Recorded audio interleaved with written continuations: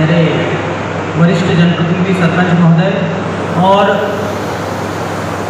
आप सभी जागरूक उपभोक्ता की निशानी लिए इस कार्यक्रम में उपस्थित आपका मैं हार्दिक से स्वागत करता हूं। सर्वप्रथम मेरा परिचय मैं देना चाहूँगा आपको। मेरा नाम है एस गामड़, कनिष्ठ आपूर्ति अधिकारी, जिसे आम बोलचाल की भाषा में फूड इंस्पेक्टर बोलते हैं। मैं कलेक्टर कार्यालय में पदस्थ हूँ और विधानसभा 2 मेरा कार्य क्षेत्र है। साथ में खुशी की बात है साथियों, आपने पीछे जो बैनर देखा है जागरूक उपभोक्ता समिति, इसमें उपभोक्ता संरक्षण की एक विंग है जिसका मैं जिला प्रभारी हूँ। अभी मुझे 15 दिन पहले ही इस शाखा का प्रभार दिया गया है कलेक्टर कार्यालय में। और जागो ग्राहक जागो और उपभोक्ता संरक्षण अधिनियम 2019 जो लागू हुआ है केंद्र सरकार द्वारा, उसके कई प्रावधान आपके हित में हैं। और आपने अभी जो बिजली विभाग संबंधी समस्याएं, जिज्ञासाएं, सुझाव जो हमारे जागरूक उपभोक्ता समिति लगातार वर्षों से कार्यरत है, कलेक्टर कार्यालय में राष्ट्रीय अध्यक्ष मुकेश जी का दिक्कत आगमन होता है। आप जानकर हैरान होंगे साथियों, विदेश में जो अध्ययनरत छात्र हैं उनकी भी स्कॉलरशिप और कोई फीस का इशू होता है तो खाद्य विभाग और मध्य प्रदेश शासन की और केंद्र शासन के कानून के जरिए और उपभोक्ता जागरूक समिति के जरिए हम रिजॉल्व करवाते हैं। जिले में विभिन्न माध्यमों से हमें शिकायत होती है। अभी एक शिकायत कोलकाता के व्यक्ति की इंदौर की कोई कंपनी मालिक ने ठगी कर ली, उससे होम डिलीवरी के नाम से पहले से पैसा लिया। हमने उनसे बात करी, संबंधित कंपनी पर कानूनी दाव चला, उन्होंने वापस उनका राशि कर दिया। तो कहने का मतलब है हमें जागरूक होकर आगे आना पड़ेगा। शासन प्रशासन के विभिन्न मंच हैं, आप जनप्रतिनिधि के माध्यम से अपनी बात रख सकते हैं। जनप्रतिनिधि विभिन्न माध्यमों से, विभिन्न मंच से अपनी बात रखते हैं और हम शासन प्रशासन की ओर से वो बात कानून सम्मत रिजॉल्व करवाते हैं। देखिए, जागरूक उपभोक्ता समिति के कार्य को देखते हुए एक्चुअली मुझे आज जिला उपभोक्ता फोरम के सदस्यों की रिक्त पद जो है उनकी पूर्ति किया जाना है पूरे प्रदेश में। शासन स्तर से भी पत्र आया है और उसमें एक कमेटी बनी है कलेक्टर महोदय की अध्यक्षता में, तो उनका भी अभी दोपहर बाद डेलीगेशन आने वाला है डिस्ट्रिक्ट कोर्ट से हमारे पास। उसमें मेरे को ये फाइल मूवमेंट करना है सारा, तो मैं कुछ समय के लिए आपके बीच रहूँगा, अभी थोड़ी देर बाद जाने वाला हूँ। वो इसीलिए डिस्ट्रिक्ट फोरम का गठन किया गया है कि आप अपनी शिकायतें वहाँ पर कर सकें। इसके अलावा खाद्य नागरिक आपूर्ति उपभोक्ता संरक्षण जिस विभाग में मैं बिलोंग करता हूँ, इसमें खाद्य विभाग में जो आप मीठे वाले अफसर मत समझिए, मीठे वाले अफसर एक अलग रहते हैं, फूड सेफ्टी अफसर बोलते हैं, खाद्य सुरक्षा अधिकारी, और एक नापतोल विभाग।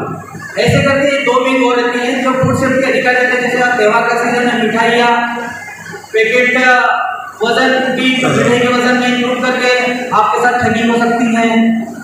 उसके लिए मुकेश जी ने भी आज पेपर में आए हैं कि कुछ दुकानदारों पर शासन स्तर से निर्देश दिए हैं इसके लिए कि भाई डिब्बे का वजन अलग करो और मिठाई का वजन अलग करो, है ना। तो इस तरह से मुहिम चल रही है। आप सब जागरूकता का परिचय देते हुए कदम बढ़ाइए। लहरों से लड़ो, भंवरों से उलझो, लहरों से लड़ो, भंवरों से उलझो, कब तक चलोगे किनारे। अभी एक साहिबान जैसे मैं प्रदेश अध्यक्ष जागरूक उपभोक्ता समिति वाले बोल रहे थे, सर आप कहाँ गुम हो गए। मैं आपका जो फीडबैक है, बैक साइड से फीडबैक जो मिल रहा था मुझे किसी भी विभाग का XYZ विभाग, वो वाकई बहुत ही जेन्युइन फीडबैक था। और जागरूक उपभोक्ता समिति के प्रदेश अध्यक्ष महोदय द्वारा जो व्यवहार सम्मत, नीति सम्मत, कानून सम्मत उसका निराकरण किस प्रकार से किया जा रहा है, ये समिति 2010 से कार्यरत है। उसके पहले इस तरह के आयोजन शायद ही होते होंगे, पर हम लगातार खाद्य विभाग अभी जागरूक उपभोक्ता समिति के जो कार्य है,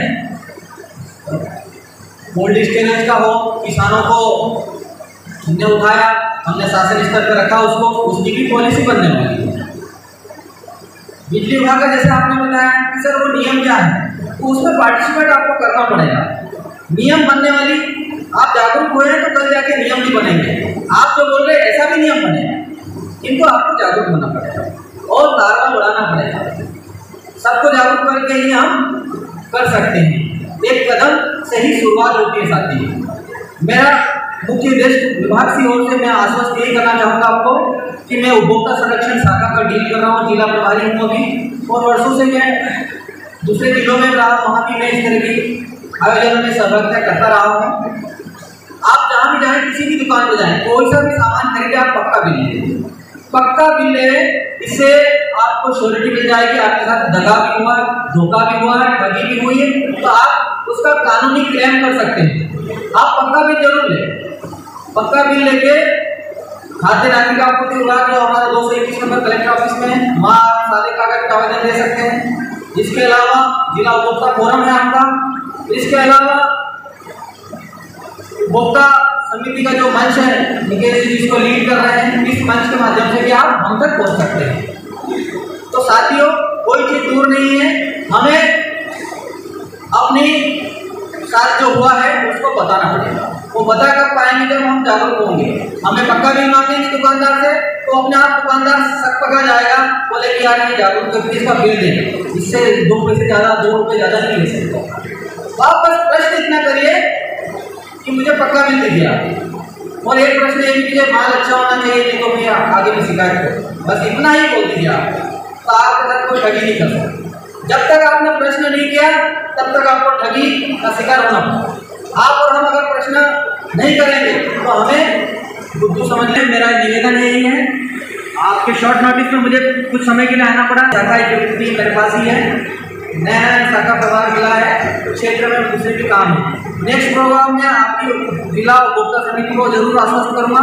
आप अवकाश दिवस में रखिए, पूरा दिन मेरी ओर से मैं आपको डोनेट करता हूँ। हमारे जनप्रतिनिधि तो आपके साथ रहते ही हैं हमेशा, मैं इनके माध्यम से भी हम लोग इनके साथ मिलकर अच्छी से अच्छी सुविधा सब उपभोक्ता को दे पाएँ। शासन प्रशासन सदैव आपके साथ में। धन्यवाद। एमपीवी की जो जानकारी भी सर ने दी है, इस संबंध में कोई क्वेश्चन, कोई जानकारी आपको चाहिए या कोई सुझाव चाहिए तो बता सकते हैं आप। बताएं समस्या आपको,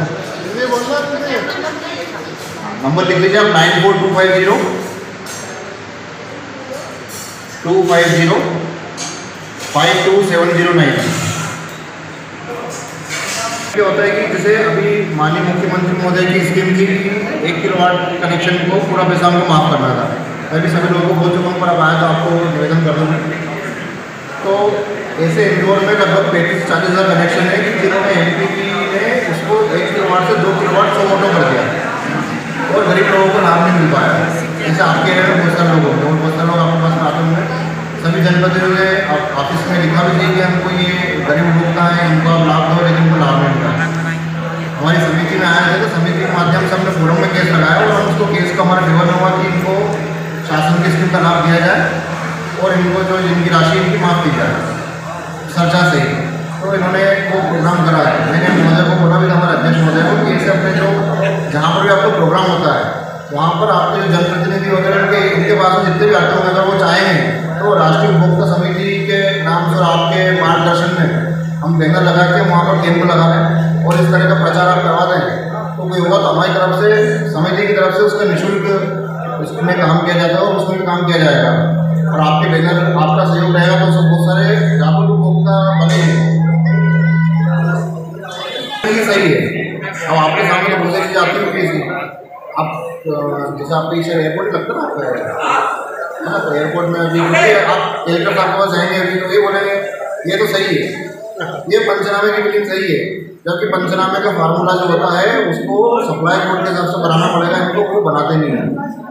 ये जानकारी विशेष आपको इसलिए दे रहा हूँ कि आपके पास बहुत सारे लोग जैसे गरीब उपभोक्ता आते होंगे, क्या करते हैं कि जो बिलिंग करते हैं ये इसमें ये पुराना पैसा माफ़ नहीं करते, तो पैसा भर चुके होते हैं। बिलिंग गलत तरीके से करते हैं, नियम के बाहर बिलिंग करते हैं, और उसको बहुत सारा जो पैसा आपका जो बिलिंग 2-3 हज़ार का बनना चाहिए वो 5-10 हज़ार का बन जाता है। और जब 9 हज़ार की छूट आती है उसमें वो आपको पैसा कम कर देते हैं कि हम आपको 25 में छूट दे रहे हैं, 30 में छूट दे रहे हैं। तो अपने लगता है कि हाँ चलो इतनी छूट मिल गई, लेकिन ऐसा नहीं होता है। उसके पहले ही आप कार्रवाई करोगे ना तो उसमें अपने को जो 2000 का बिल 2000 ही भरना पड़ेगा, उसमें भी अपने को छूट मिलेगी। और फिर आपका 435 रुपये का बिल बनता है। 151 रीडिंग तक का बिल आता है तो उसमें आपको 8 रुपये रीडिंग के हिसाब से बिल बनता है। जब भी आपका बिल जाता है सबसे पहले तो आपका मीटर चेक करो कि मीटर में इतनी रीडिंग है कि नहीं है। अगर वो स्मार्ट मीटर है तो 100 मोटर उठ के जाएगी रीडिंग, कोई लेने नहीं आता है। लेकिन अगर आपके ऊपर डिजिटल मीटर लगा हुआ जो लाइनमैन या मीटर का आता है तो उसमें आप उसको चेक करो कि इतनी रीडिंग इसमें है कि नहीं है। और इनकी ऊर्जा नाम से साइट होती है विद्युत कंपनी की, उसमें जो आपका फोटो जो रहता है मीटर का वो अवेलेबल रहता है। उसमें आप फोटो में देखो कि इसमें कितनी रीडिंग आ रही है और ये अपने मीटर में कितनी है और बिल में कितनी है। तीनों के अलग अलग क्राइटेरिया होते हैं। उसके बाद भी अपने को बिल ज़्यादा लगता है तो अपना घर का लोड आप देखो। अपना अगर 1 HP का लोड है, जैसे मान लो आपकी 1 HP की पानी की मोटर है तो 1 घंटे में 1 यूनिट जलाएगी आपका मीटर, 1 घंटे में 1 यूनिट। ऐसा जो आपका ये पंखा है तो इसको 60 वाट का समझते हैं, 60 वाट का नहीं होता है, 75 वाट का होता है। और अगर अपन कोई मोटर रिपेयरिंग करवाते हैं, जैसे आप पानी की पटरी बोरिंग की मोटर करवाएंगे तो जो 5 HP की रहती है वो 6.5 HP तक भी पहुँच जाती है। अगर उसमें अपन जैसे जो उसकी जो क्या बाइंडिंग बोलते हैं उसको करवाते हैं ना तो उसमें जो आपकी पहले एल्यूमिनियम की लगा देते हैं ये, उससे बहुत फ़र्क पड़ता है। कापर की बाइंडिंग अगर होती है तो ठीक रहता है, लेकिन तो एक बार अगर मशीन रिपेयर होती है तो अपना लोड ऑटोमेटिक उसमें बढ़ जाता है। अब बिलिंग का आप कह रहे थे कि अपना बिलिंग देखना कैसे है, तो अपने को घर का लोड अपन एक तो कैलकुलेट कर लो। अपना उसको HP और किलोवाट में अंतर होता है। 1 HP से 1 यूनिट बनती है, 1 किलोवाट में 1000 वाट होता है, 1 HP में 746 वाट होता है। वापस बोल रहा हूँ मैं, 1 HP में 746 वाट होता है, 1 किलोवाट में 1000 वाट होता है। अपने को अपना घर का लोड कैलकुलेट करना है, कितने घंटे बिलिंग करनी है। आप इनको अध्यक्ष महोदय को हमारा बताना है कि हमारा इतना बिलिंग आ रहा है, तो उसकी लोड से और जो इनका सप्लाई बोर्ड का जो फार्मूला दे रखा है, आप कितने कितने घंटे चलाते हो, वॉशिंग मशीन आप 15 मिनट चलाते हो, आपकी प्रेस चलती है नहीं चलती, पानी की मोटर आधा HP की 1 HP की, सारी कैलकुलेशन करके भैया को बता दीजिए। तो ये कैलकुलेशन करके आपको मेरे को बताएंगे, मैं इनको बता दूँगा। या फिर नंबर आपके पास में है मेरा, उसमें भी उसको देख लेना। तो इसमें आपको एक और चीज़ ये है कि जो मीटर है MPP के मीटर, आप कभी मीटर के ऊपर देखोगे, मैं इसकी पिटिशन लगाने वाला हूँ। MPP के मीटर के ऊपर लिखा रहता हुआ टेम्परेचर 28 डिग्री, आप देखना सकते हैं मीटर के ऊपर लिखा रहता है 28 डिग्री टेम्परेचर, यानी मीटर आपका 28 डिग्री टेम्परेचर तक ही इनको वर्किंग करते हैं। ऐसा इनका कहना है। इनके जो मीटर आते हैं ना इनकी कंपनी के, सब में 28 डिग्री से 30 डिग्री टेम्परेचर लिखा रहता है और अपने यहाँ पर 45 डिग्री टेम्परेचर गर्मी में आता है। अपन सोचते हैं कि अपन कूलर चला रहे हैं, चला रहे तो सब में लोड बढ़ रहा है, लेकिन क्या होता है कि जब अपना मीटर जैसे पुराना होता है ना, जैसे उसकी हीट जनरेट होती है। और ये अधिकारी MPP के अधिकारी मानने को तैयार नहीं। तो मैंने कहा आपने जो 28 डिग्री टेम्परेचर लिखा था मीटर पे, वो क्यों लिखा है? इसकी मैं हाईकोर्ट में पिटिशन लगा रहा हूँ उपभोक्ता की तरफ से, ताकि या तो हमको इसका टेम्परेचर इसका काउंट सही करें। तो इसमें आपका मीटर, अगर आपकी बात अधूरी लगेगी, इसमें मीटर जैसे आपका एक दिन में कितनी यूनिट बना रहा है 24 घंटे में, वो अपने आपको वॉच करना है। अगर आपका मीटर वास्तव में तेज चल रहा है या अपने मन की भ्रांति है वो अपने दूर होगी उसमें, कि एक अपना 24 घंटे में कितनी रीडिंग बना रहा है। उसको देखने के बाद में आप 2 दिन की रीडिंग बनाओ और 2 रीडिंग बना के आप इनको भैया को बता दें कि इतना बन रहा है, और आपका लोड कैलकुलेट कर ले कि हमारे ये लोड, एक्चुअल लोड ये है और ये इतना टाइम चलता है। तो उसकी कैलकुलेशन करके हम बताने का प्रयास कर सकते हैं कि ये इसके आसपास बिलिंग बनना है।